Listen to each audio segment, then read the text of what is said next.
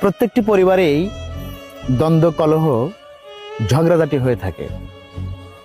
কারো পরিবারে একটু বেশি, কারো পরিবারে কম।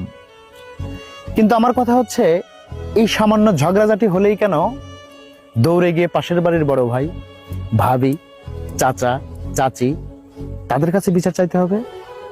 আরে ভাই, যেখানে আপন মায়ের পেটের ভাই আরেক ভাইকে দেখতে পারে না, পছন্দ করে না, হিংসা, বিদ্বেষ, রেষারেষি হয়, সেখানে পাশের বাড়ির কর্তা এসে আপনার বাড়ির বিচার করবে? সেই বিচারটা কতটুকু গ্রহণযোগ্যতা পাবে, কতটুকুই বা আপনার পক্ষে থাকবে, এই হিসেবটা আমার জানা নেই। আমি আপনাদের উদ্দেশ্যে একটি কথা বলতে চাই।